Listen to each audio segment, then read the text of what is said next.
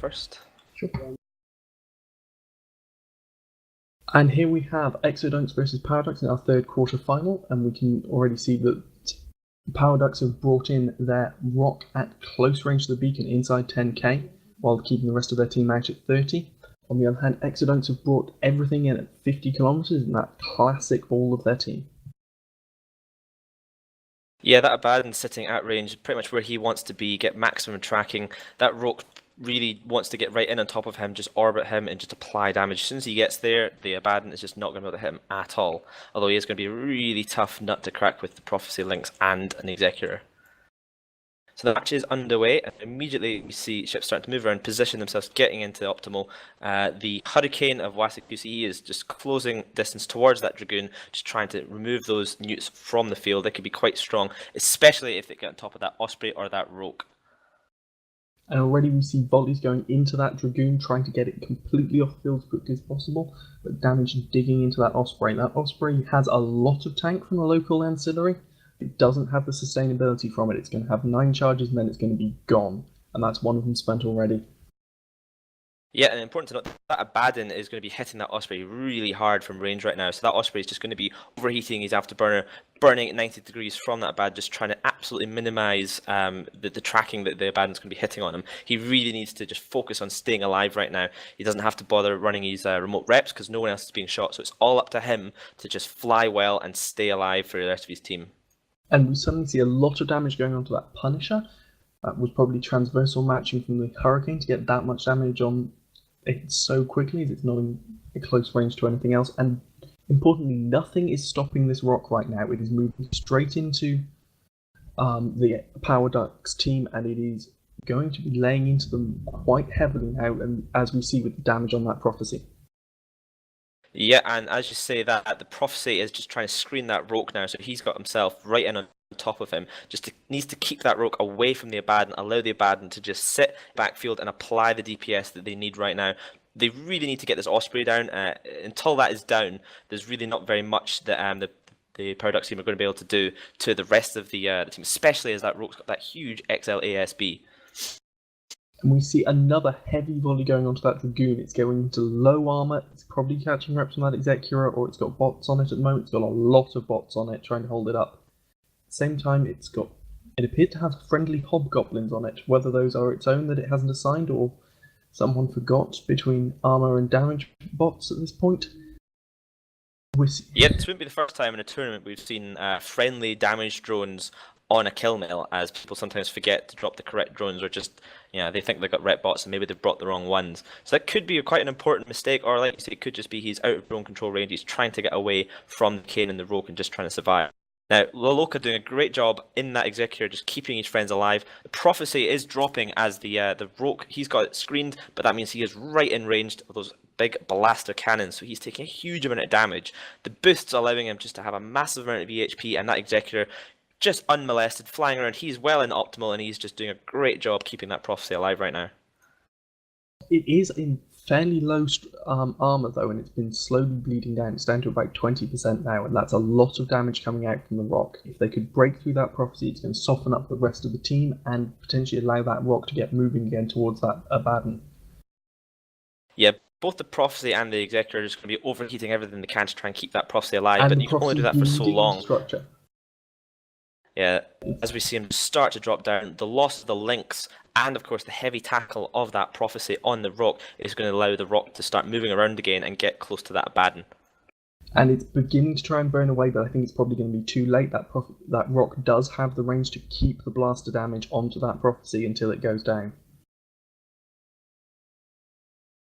The Abaddon now sitting out 100 kilometers from the beacon, the rock only about 30 kilometers behind him, so he's going to get very, very he's going to be in grappler range very soon. So at the moment, Exodunks doing a great job piloting, just using the ships to their advantage, moving around, getting tackle on the right things, applying damage in the right place. Really good flying so far by Exodunks. And that's the Prophecy going down. Damage going onto the Punisher now, but we're going to see that rock change direction.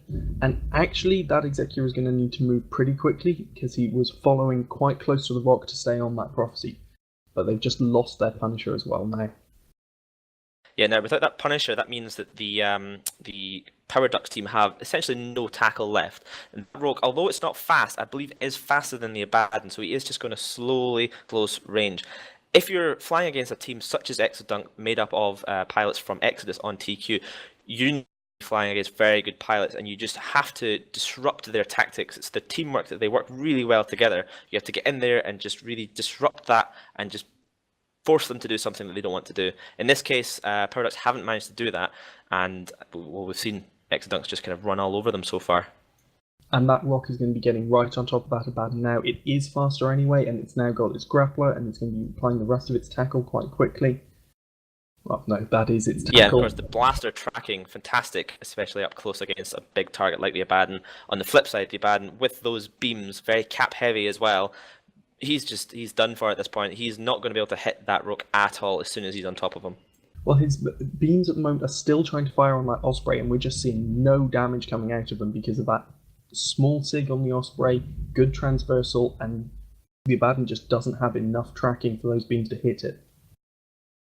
Yeah, that Osprey did a great job at the start, just staying alive. What the Abaddon pilot needed to do was just try and watch where the Osprey was going, transversal match, and just get maximum damage applied. It is important to note if he manages to do that for long enough, that Osprey will die to an Abaddon every single time if the Abaddon pilot is able to keep up good transversal matching and just apply the damage. There's nothing the Osprey can do if the Abaddon has flown well. In this case, the Hurricane of Wasa QC also did a fantastic job positioning, getting himself transversal match, getting into optimal, and applying damage where it needed to be.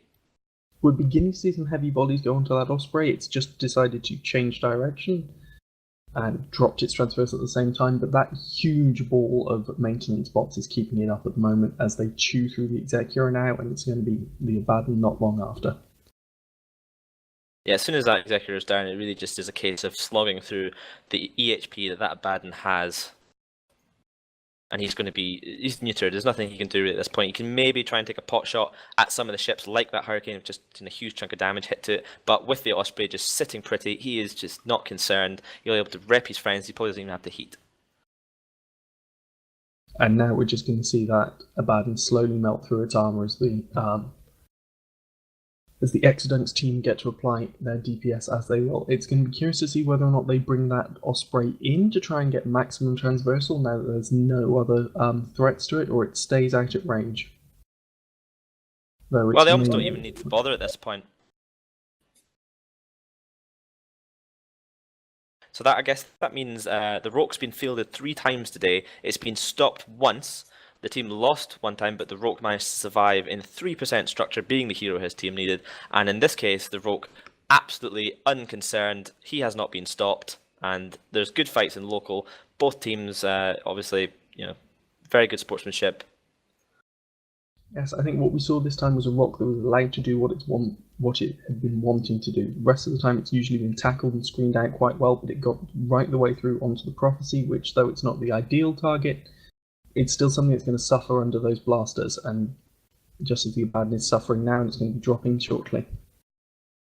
Yeah, we could have seen here a bit of meta play in the pick ban phase by the Exodunks team. They'd previously always taken a ranged battleship, but in this case, they've taken that blaster ship, maybe surprising the Power Ducks, who weren't really sure how to deal with it, and in this case, just didn't manage to adapt. Great fight, and with that, we'll send it back to the studio.